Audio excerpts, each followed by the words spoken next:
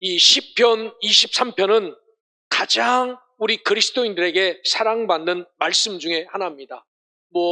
우리가 외우는 사람도 참 많고요. 이 말씀을 잊지 못하는 그런 사람들도 많지요. 다윗은 이 목자이신 하나님을 신뢰하며 고백한 노래지요. 우리가 보통 비유로 이야기하면 다 우리는 무엇 같다고 이야기합니까? 양 같다라고 말합니다. 그래서 동서남북을 구분하지 못하고 살아가는 사람들이에요. 이런 사람들에게 꼭 필요한 자가 있다면 바로 이 양을 이끄는 목자입니다. 그래서 오늘 성경은 여호와는 나의 목자다. 1년 한 해 동안 우리가 1월달 한 달을 살았어요. 앞으로 11개월이 남았는데 아무도 가보지 못한 이 11개월 동안 우리가 양이라면 정말 잘 걸어갈 수 있을까? 정말 제대로 걸어갈 수 있을까? 정말 올바르게 걸어갈 수 있을까? 쉽지 않은 말입니다. 이때 필요한 분이 바로 우리의 목자 되신 여호와 하나님이시다라는 사실을 기억하고 오늘 이 말씀을 통하여 다윗이 고백했던 그 목자가 오늘을 살아가는 우리의 목자가 되어서 여러분의 삶을 바른 길로 인도하시고 또 은혜의 길로 인도하셔서 이 한 해 우리의 삶을 평가할 때 하나님이 양 같은 나를 이 한 해 동안 잘 인도하셨다라고 고백할 수 있는 삶이 이 말씀을 통하여 여러분에게 풍성하게 채워지기를 주의 이름으로 축원합니다. 오늘 목자이신 하나님은 우리를 끊임없이 공급하는 분이다라고 고백합니다. 이게 1절부터 3절이에요. 여러분, 우리 초등학생들, 또 중고등학생들, 청년들, 청년들은 좀 덜 하겠지만 엄마 아빠를 볼 때 어떻게 봅니까? ATM 기계로 보죠. ATM 기계. 우리 엄마가 ATM 기계, 아빠가 왜? 그냥 손만 싹 내면은 용돈을 주지 않습니까? 이렇게 손만 내밀어도 주는 엄마 아빠가 있으니까 당당하게 살아가는 겁니다. 달라고 하면 주니까. 여러분, 이런 분이 이런 아이들에게만 있는 게 아니라 오늘 우리에게도 있다라는 겁니다. 여기 보면은 하나님은 우리를 공급하시는 분이다라고 말합니다. 특별히 이것을 결론 내기 위해서 여호와는 나의 목자시다라고 다윗은 고백해요. 여러 비유가 있겠지만 여호와는 나의 아버지시고 여호와의 나는 어머니시고 라고도 말할 수 있지만 이 다윗이 느낀 하나님은 목자다라고 느끼셨어요. 이 목자에 해당하는 히브리어가 로이라는 말입니다. 로이. 이 로이는 단순한 보호자가 아니라 개인적으로 돌보는 분을 이야기할 때 로이라고 말합니다. 여러분 어디에 가서 내가 이 사람의 보호자입니다 라고 해서 바람을 막아주고 비가 오면 우산을 씌워주는 그런 단순한 보호자가 아니라 개인적으로 하나하나를 돌보면서 먹을 것 더 먹여주고 먹어서는 안 된 것 다 빼주고 가려운 곳 긁어주고 아픈 곳 치료해주는 이 사람이 바로 로이라는 목자라는 겁니다. 그러니까 다윗은 하나님을 엄하게 다스리는 군주나 심판자가 아니라 늘 나의 곁에 서서 세밀하게 돌보시는 그런 분으로 고백하는 겁니다. 어디가 어떻게 불편한지 어디가 어떻게 힘든지를 하나하나 챙겨주시는 그분이 바로 나의 목자다라고 말합니다. 여러분, 다윗에게만 이런 하나님이 아니지 않습니까? 오늘 우리도 나를 세밀하게 돌보시고 가꾸시고 인도하시는 성령 하나님이 계시다라는 사실을 기억하고 이 하나님이 다윗의 하나님도 되셨지만 저와 여러분의 하나님이 되어서 우리의 가는 길에 주 하나님이 세심하게 돌보시는 이 돌봄을 여러분들이 다 누리며 살아가시기를 주의 이름으로 축원합니다. 이런 하나님은 내게 부족함이 없는 분이다 라고 말합니다. 이 부족함이 없으리로다라는 에으사르 앞에 부정관사 로를 붙여서 로 에으사르라고 말합니다. 이 에으사르라는 이야기는 결핍이 있고 모자라다라는 뜻이에요. 거기에다가 앞에다 부정관사 로를 붙여서 그렇지 않다라고 말합니다. 여기에서 중요한 것은 이 에으사르라는 이야기는 우리가 원하는 것이 아니라 하나님께서 보시기에 필요한 것을 공급하신다라는 겁니다. 양이 말을 할 수가 있습니까? 없습니까? 양은 말을 못하지요. 누구는 말을 할 수 있어요? 목자는 말을 할 수 있습니다. 그러니까 양이 뭐가 부족하면은 물 줘, 밥 줘라고 말할 수 있습니까? 없어요. 양은 말을 할 수 없지만 목자는 양을 보고 부족한 것, 이 목자가 보기에 부족한 것, 너 사료가 부족하구나, 너 물이 부족하구나, 너 어디가 아프구나 라고 하면서 하나님께서 보시기에 필요한 것을 공급한다라는 겁니다. 그러니까 이거하고 똑같아요. 아이들이 이제 막 기어다니는 아이가 저 사시미를 뜨는 식칼을 달라고 하면 줄 부모가 있습니까? 없습니까? 아무도 안 주겠죠. 내 입장에서 필요하지만 부모가 봤을 때는 그 칼 주면 안 되는 겁니다. 그래서 안 주죠. 하나님도 똑같다는 겁니다. 부족함이 없다라는 이야기는요, 늘 연약한 우리가 간구하기도 전에 그분이 하나님 보시기에 야, 요 놈은 요게 부족하네, 이 사람은 이게 부족하구만이라고 채워주는, 결핍이 없게 모자람이 없게 만들어주신다라는 겁니다. 그러면 하나님께서 공급하신 것은 우리가 생각하기에 주머니에 돈 떨어졌으니까 돈 좀 채워주십시오라고 하는 물질적인 것만 국한되는가? 아니라라고 말합니다. 물질뿐만 아니라 우리에게 부족한 평안이 없다든지 사랑이 없다든지 지혜가 없다든지 그리고 영적 양식이 없다든지 이것을 하나님은 철저하게 필요를 따라 풍성하게 채워주신 분이 바로 목자 되시는 여호와 하나님이시다라고 말합니다. 그렇습니다. 살면서 우리가 가람을 느끼지 않습니까? 영적으로 느끼든지 삶 속에서 느끼든지 이러한 것들도 채우시는 분은 하나님이시다라고 말하죠. 꽃 한 송이 줘봐야 그거 시들지 않을 때까지만 기쁘지만요, 우리 하나님이 주시는 이 평안, 사랑, 지혜는 어떻습니까? 영원히 시들지 않을 수 있다라는 사실을 기억하고 오늘 목자가 되어서 우리에게 부족함이 없게 만드시는 이분이 바로 나의 목자, 여러분의 목자 되시는 여호와 하나님임을 기억하고 이 하나님이 하나님 안에서 안전하게 거하며 믿음의 길을 걸어가는 주의 백성, 주의 자녀들 되시기를 주의 이름으로 축원합니다. 이분은 공급하시는 하나님인데 푸른 초장과 쉴 만한 물가로 인도하시는 분이다라고 2절에 이야기해요. 여러분 2절 말씀을 한번 보시길 바랍니다. 그가 나를 푸른 초장에 누이시며 쉴 만한 물가로 인도하시도다라고 말해요. 여기 푸른 초장, 비나오트 네쉐라는 말은 목초지를 이야기한 겁니다. 우리 한국 사람에게는 로망이 있지요.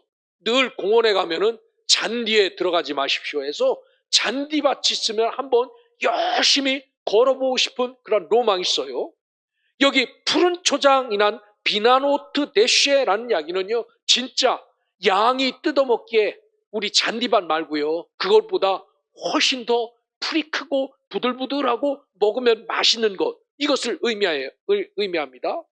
그리고 이 쉴만한 물가라는 말씀은 알메이 메누호트라는 겁니다. 아주 조용하고 평안한 물가를 뜻합니다. 여러분, 이 지금은 겨울이라 호수가 얼어서 이게 평온한지 아닌지 알 수 없지만 진짜 한적한 곳에 가서 호수를 바라보고 있으면은 그 물방울 하나 떨어지지 않아서 잔잔한 호수 같은 것을 느낄 수 있지 않습니까? 이게 쉴만한 물가입니다. 즉 하나님은 우리에게 가장 필요한 환경과 안식을 허락하시죠. 양은 신선한 물과 깨끗한 신선한 풀과 깨끗한 물이 없으면 생존할 수가 없는데 목자 되신 하나님은 우리를 이끄시면서 정말 신선한 풀, 정말 깨끗한 물로 인도하셔서 우리의 영육을 강건하게 만드신다라는 사실을 기억하고 이 부족함 없이 채우시는 이 하나님과 이 한 해 동안 동행하면서 어떤 상황에서도 하나님이 채우시는 이 기쁨과 만족이 여러분에게 풍성하게 차고 넘치기를 주의 이름으로 축원합니다. 그러면서 3절에 보면 우리에게 공급하시는 하나님은 나의 영혼까지도 소생시키는 하나님이다 라고 말합니다. 3절에 보면 내 영혼을 소생시키고 자기 이름을 위하여 의의 길로 인도하시도다 라고 말합니다. 이 소생시키다라는 에쇼베브라는 말은요, 새롭게 하다라는 뜻입니다. 하나님은 지친 영혼, 하나님은 메말라 있는 영혼을 새롭게 하시죠. 그러니까 목자의 품에 한번 안겼던 양은 어떨까요? 아주 비실비실합니다. 먹지도 못합니다. 그런데 이 양을 목자가 꼭 껴안아서 쓰다듬어 주면서 먹이도 주고 물도 주면서 잘 자라라, 잘 자라라 라고 하면은 그 양이 새롭게 변화되어서 목자의 품을 떠나듯이 이렇게 새롭게 소생하는 힘과 능력이 우리 목자 되신 하나님에게 있다라고 말씀합니다. 여러분, 어디가 고장났습니까? 어디가? 영적으로, 육적으로 어디가 고장났습니까? 우리를 소생시키는 하나님 앞에 붙들려서 이 하나님이 여러분을 새롭게 하시고 여러분들의 삶을 지친 영혼을 새롭게 하는 은혜가 여러분에게 풍성하게 차고 넘치기를 주의 이름으로 축원합니다. 어느 분의 간증을 들은 적이 있습니다. 이분이 하시는 일은 장갑을 만드는 분이에요. 장갑. 가죽 장갑을 만드는데 가죽 장갑을 종류대로 만드시는 분이에요. 저는 이분을 보면서 평생 부유하게 살았겠구나라고 느꼈습니다. 그런데 이분이 이 간증을 하시는데 그런 이야기를 해요. 자기가 지금은 이렇게 사업이 잘 되고 있지만 사업에 큰 실패를 겪고 낙심과 절망 가운데 빠진 적이 있다는 겁니다.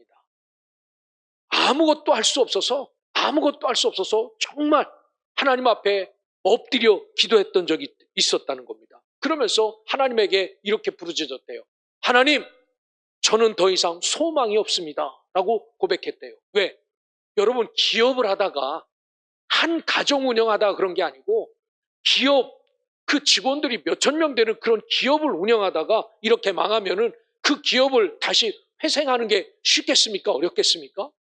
한 가정도 아닌데 기업을 일으키는 게 얼마나 어렵겠습니까? 그래서 나는 더 이상 소망이 없다라고 고백했는데 그가 할 일이 없어서 늘 엎드리면 기도하고 힘이 나면 성경을 읽는데 이 시편 23편을 읽게 되었다는 겁니다.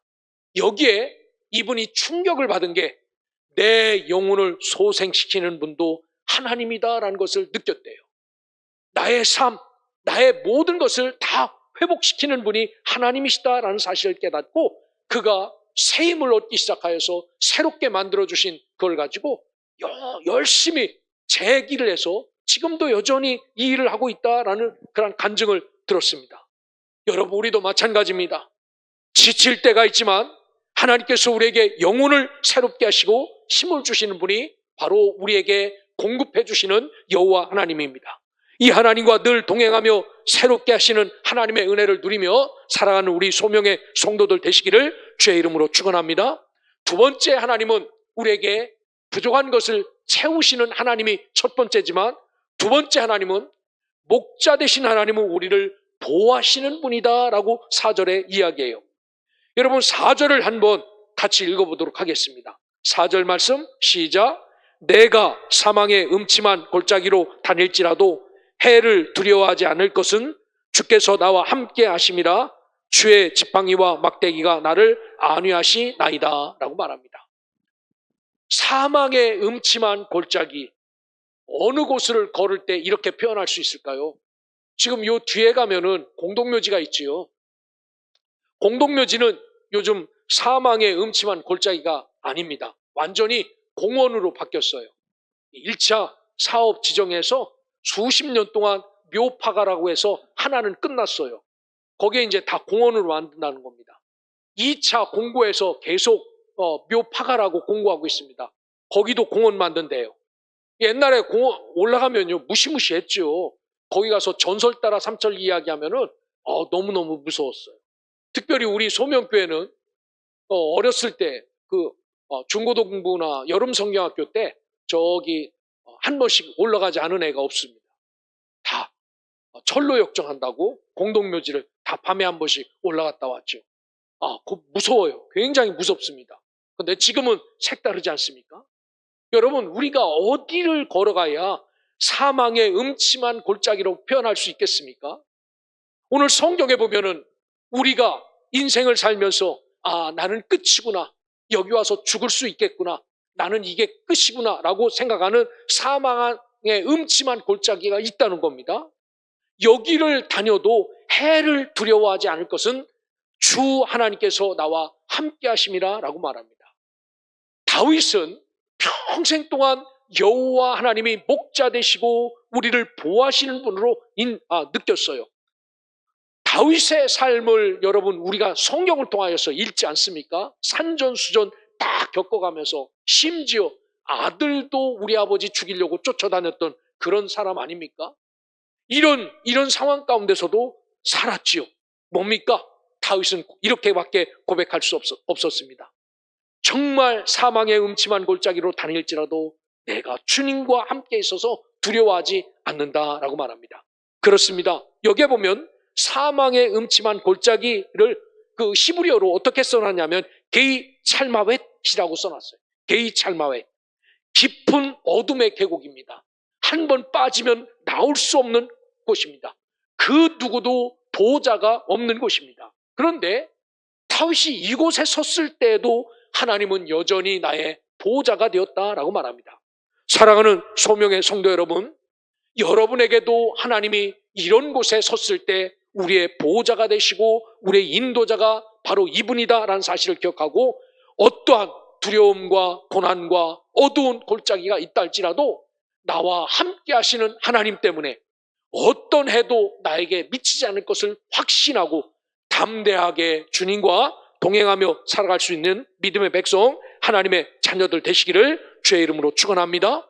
뿐만 아니라 여기에 보면 우리의 보호자 되신 하나님은 지팡이와 막대기로 나를 안위하신다라고 말합니다. 여기 보면 쉐벳이라는 목자는 지팡이입니다. 이 지팡이는 양을 이끌고 양을 지도하는 지팡이에요. 이걸로 지팡이로 양을 이리로 가라 저리로 가라 해요. 하지만 막대기 있습니다. 미슈에넷. 이것은 양을 다스리는 도구가 아니라 무섭게 다가오는 이 맹수들을 물리치는 도구입니다. 그래서 양쪽에 양을 다스리는 지팡이와 이 사자나 맹수를 다스리는 막대기를 들고 하나님이 언제나 우리를 위험으로부터 인도하신 분, 보호자가 되신 분이다라고 말합니다. 그렇습니다. 하나님은 우리가 올바른 길을 갈 수 있도록 인도하십니다. 때로는 막대기로 우리를 막아주시고 때로는 지팡이로 방향을 잘 이끌어 주셔서 하나도 낙심하지 않고 걸어가게 하신 분이 우리 전능하신 목자 되신 하나님이죠. 그러게 여전히 지금도 우리의 목자가 되어서 막대기와 지팡이로 우리를 안위하시고 이끄신다라는 사실을 기억하고 어떤 상황에서도 우리와 함께 하시며 나의 갈 길을 예비하시고 준비하시는 하나님 앞에 감사하며 살아가는 믿음의 백성, 하나님의 자녀들 되시기를 주의 이름으로 축원합니다. 마지막으로 목자 되신 하나님은 우리를 승리케 하시는 분이다라고 5절과 6절의 이야기예요. 우리를 승리케 하시는 목자 되신 하나님은 원수 앞에서 상을 베푸시는 하나님이다라고 말해요. 여러분 이것을 한번 생각해 보십시오.